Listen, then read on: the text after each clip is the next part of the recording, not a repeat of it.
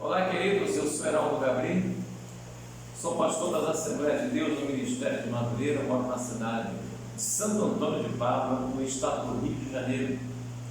Graças a Deus é mais um vídeo que o Senhor nos concede, dando continuidade no livro de Apocalipse. Só que antes de começarmos a gravar o vídeo, eu quero pedir a você que não é inscrito, faça a sua inscrição no nosso canal, aos confins da terra. Assista o vídeo gostando, deixe seu like, o seu joinha, acione o sininho para receber os nossos vídeos às segundas, quartas e sextas-feiras.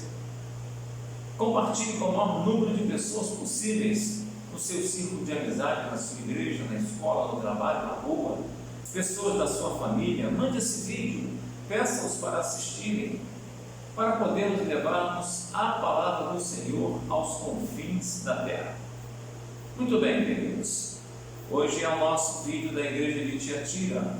Está lá em capítulo 2 de Apocalipse, a partir do versículo de número 18, que nos diz o seguinte: e ao anjo da igreja de Tiatira escreve: isso diz o Filho de Deus, que tem seus olhos como chama de fogo e os pés semelhantes ao latão reluzente. Eu conheço as tuas obras, e o teu temor, e o teu serviço, e a tua fé e a tua paciência, e que as tuas últimas obras são mais do que as primeiras. Mas algumas coisas tenho contra ti, que deixas Jezabel, mulher que se diz profetiza, ensinar e enganar os meus servos, para que formiguem e comam dos sacrifícios da idolatria. Dê-lhe tempo para que se arrependesse da sua fornicação, e não se arrependeu. Eis que, porém, numa cama, e sobre o que se adulteram com ela, terá grande tribulação, se não se arrependerem das suas obras. E ferirei de morte a teus filhos, e todas as igrejas saberão que eu sou aquele que sonda os rins e os corações, e darei a cada um de vós segundo as vossas obras. Mas eu vos digo a vós e aos restantes que estão em Tiatira, a todos quanto não têm esta doutrina e não conheceram, como dizem, as profundezas de Satanás, que outra carga vos não porei, mas o que tendes, retende-o até que eu venha. E ao que vencer e guardar até o fim as minhas obras, eu lhes darei poder sobre as nações, e com vara de ferro as regerá, e serão quebradas como vasos de oleiro, como também recebi de meu Pai. Dar-lhe-ei a estrela da manhã. Quem tem ouvidos, ouça o que o Espírito diz às igrejas. Meus queridos e amados, é mais uma carta que o Senhor Jesus, usando o apóstolo, seu servo amado João, escreve para que ele envie às igrejas. E desta feita nós estamos de posse da carta da igreja de Tiatira.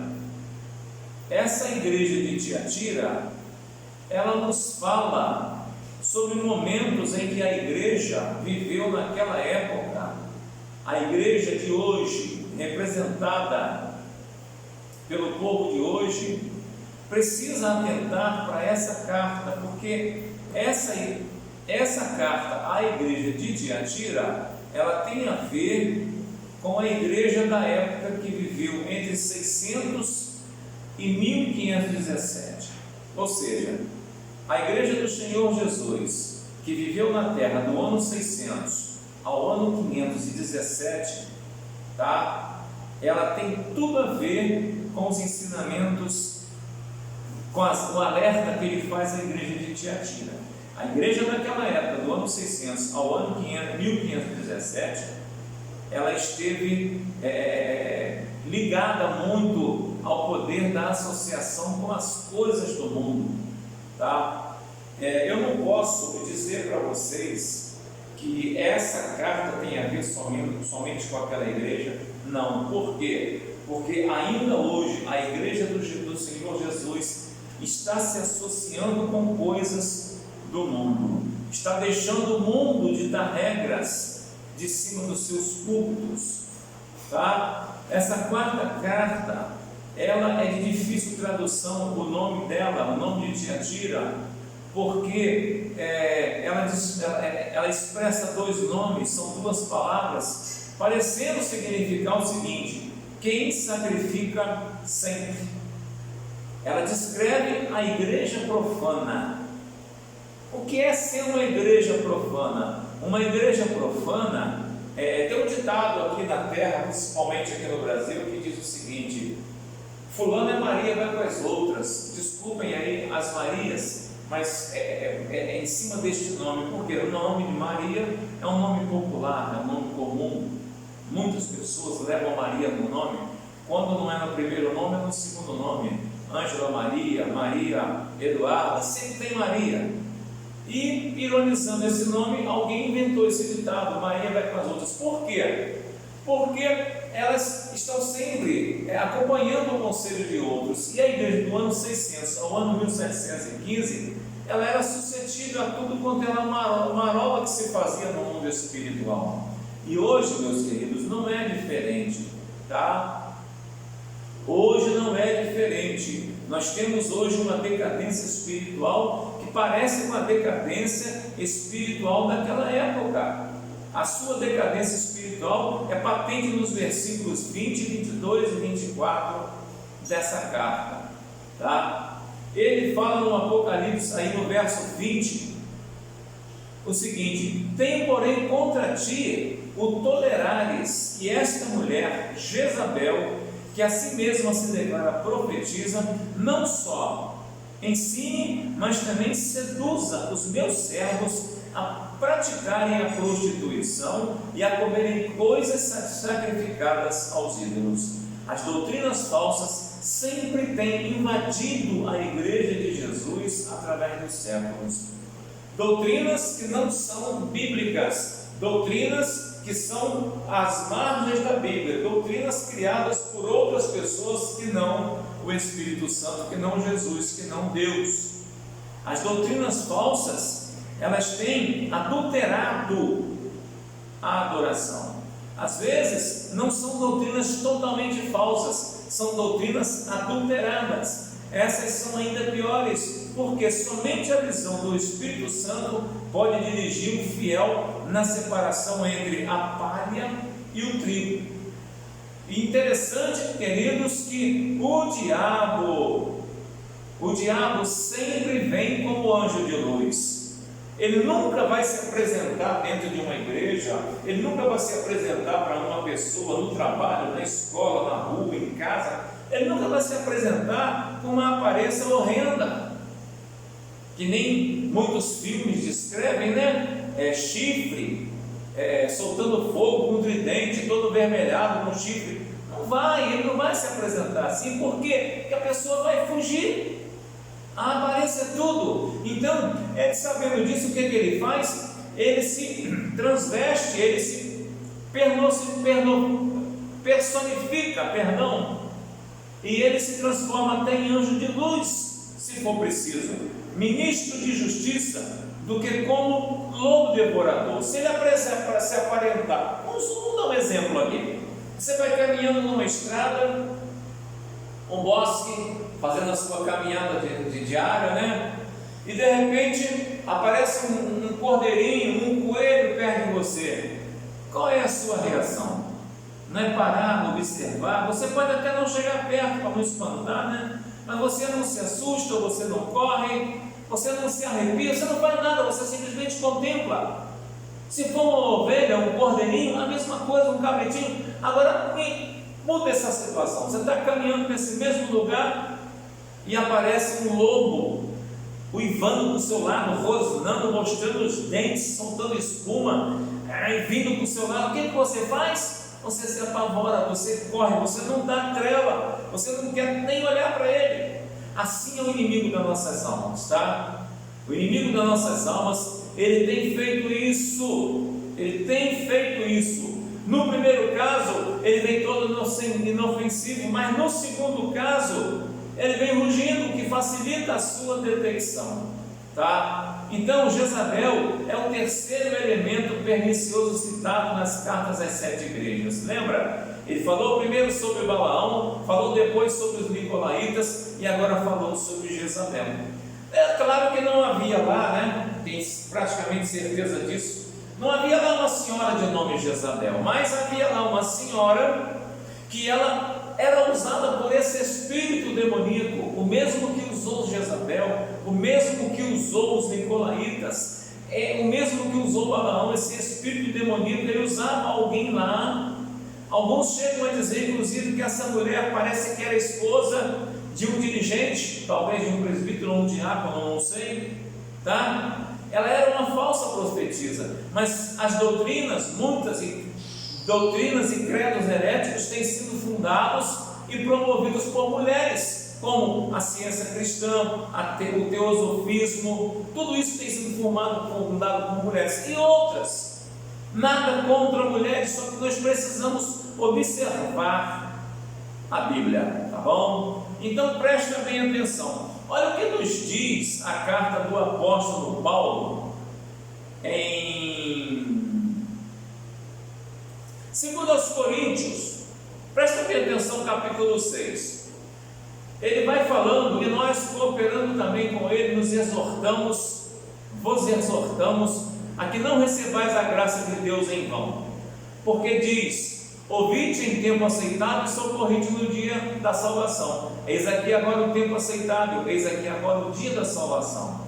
Não dando nós escândalos em coisa alguma, para que nosso ministério não seja censurado. Antes, como ministros de Deus, tornando-nos recomendáveis em tudo, na muita paciência, nas aflições, nas necessidades, nas angústias, nos açoites, nas prisões, nos tumultos, nos trabalhos, nas vigílias, nos jejuns, na pureza, na ciência, na longanimidade, na benignidade, no Espírito Santo, no amor não fingido, na palavra da verdade, no poder de Deus, pelas armas da justiça, à direita e à esquerda, por honra e por desonra, por infâmia e por boa fama, como enganadores e sendo verdadeiros, como desconhecidos, mas sendo bem conhecidos, como morrendo, e eis que vivemos como castigados e não mortos, como contristados, mas sempre alegres, como pobres, mas enriquecendo a muitos, como nada tendo e possuindo tudo. Ó Coríntios, a nossa boca está aberta para vós,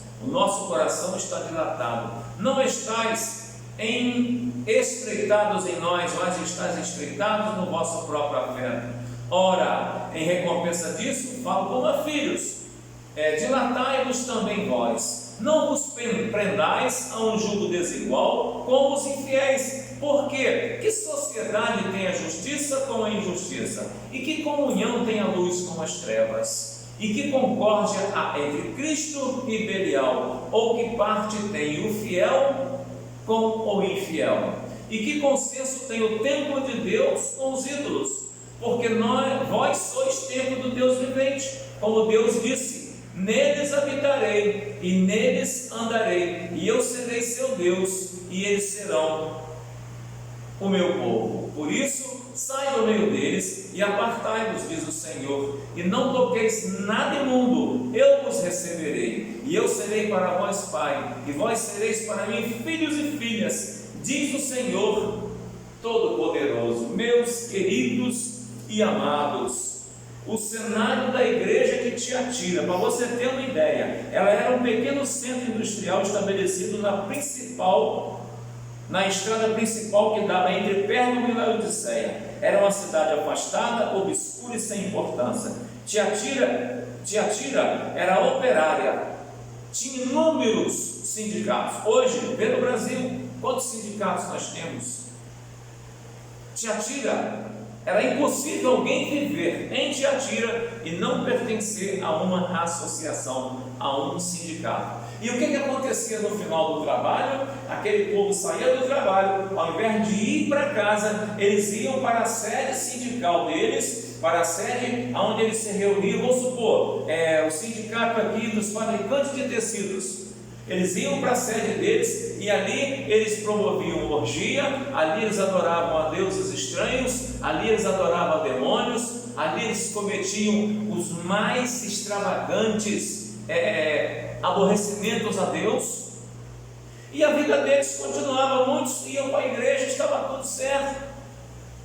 Havia uma associação entre o corpo da igreja e o corpo operário da época. Para você ter uma ideia, algumas associações que havia na época: carpinteiros, tintureiros, comerciantes, fabricantes de tecidos e outros profissionais nas associações fraternais parecido com o nosso sindicato. Era praticamente impossível viver em Tiatira sem pertencer a uma dessas organizações. Cada associação tinha o seu próprio Deus.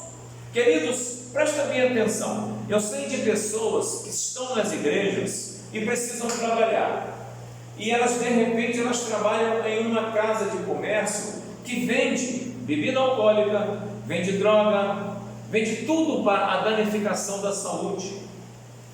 Vende inclusive prostituição. E eu sei de pessoas que trabalham nesses lugares. Eu não estou aqui julgando ninguém, mas nós precisamos acreditar no Deus da palavra e orar ao Senhor. Se você está inserido nesse tipo de pessoa, eu peço a você, continue orando e peço ao Senhor: Senhor, me tira disso, Senhor, me ajuda. Eu preciso alimentar a minha família, viver a minha vida sem me associar às coisas do mundo. Não estou dizendo que você tem que viver essa terra sem participar das coisas desse mundo, é impossível. Você está pisando aqui, mas você pode ser um cidadão do céu, andar nessa terra, mas você não pertencer a essa terra. A igreja de Tiatira era ela uma sentinela, ou seja, ela era um posto militar. A cidade era um posto militar, mas os crentes de Tiatira não estavam sendo fiéis e sentinelas. Ela não tinha grandes templos pagãos, embora tivesse como guardião Apolo, filho de Zeus. Presta bem atenção: quanto à adoração ao imperador, não constituía grande ameaça. Eles não eram obrigados a adorar o imperador, mas em compensação, a adoração aos outros deuses era feita à vontade, à revelia.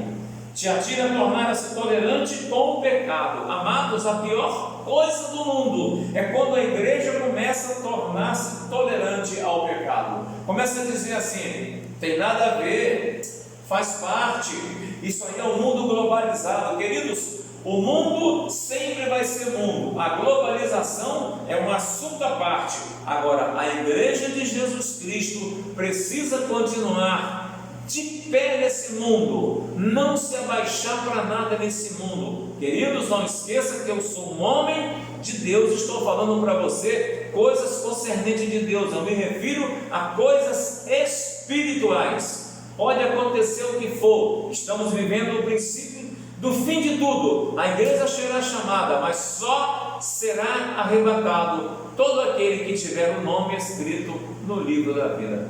Assim que nós pudermos, na próxima semana, agora segunda-feira, nós entraremos com a segunda parte da carta do Senhor Jesus à igreja de Tiatira. Eu creio nessa palavra, você pode crer?